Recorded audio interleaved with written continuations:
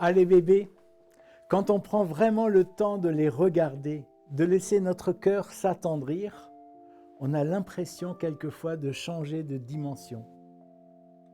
Je me souviens de ce papa qui n'était pas du tout croyant et qui est venu me voir un jour en disant qu'au moment où il a vu naître son bébé, quelque chose s'est déchiré en lui.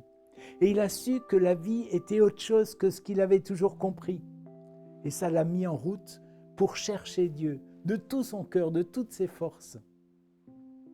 Je repense aussi à la première fois où je suis devenu parrain, j'étais jeune adulte, et le jour du baptême, ça m'a impressionné de voir combien les parents, mais aussi les grands-parents, et même tous les invités, se sont mis à rêver, à imaginer ce que ce bébé allait devenir, ce qu'il allait faire, ce qu'il allait être dans sa vie d'adulte.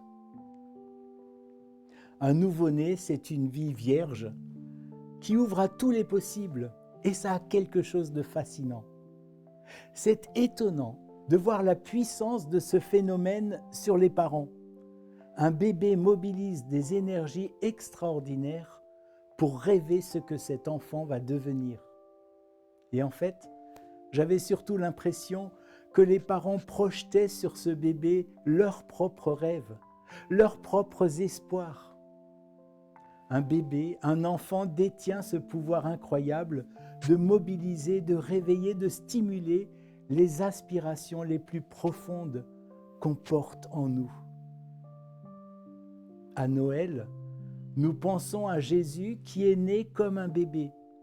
Et la fête autour de ce bébé né il y a 2000 ans a ce même pouvoir de nous captiver, de nous réenchanter, de nous remettre en connexion avec nos aspirations les plus profondes. En nous préparant à Noël et aussi en allant vers cette nouvelle année qui arrive à grands pas, avec ses questions mais aussi avec toutes ses potentialités, penser à l'enfant nouveau-né dans la crèche, c'est aussi cultiver la vertu de l'attente.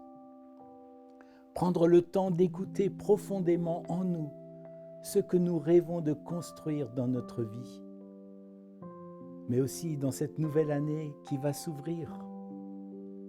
Luc, tout au début de son évangile, parle de Siméon, un homme déjà âgé qui attendait la consolation d'Israël, et Luc écrit que l'Esprit Saint était sur lui.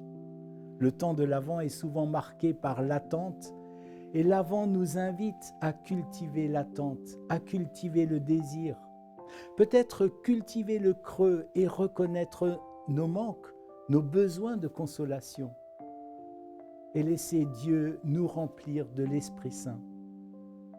Attendez-vous quelque chose? Qu'est-ce que vous attendez au fond? Au-delà des choses superficielles, profondément, dans votre cœur, qu'attendez-vous? Siméon attendait la consolation d'Israël et l'Esprit Saint était sur lui.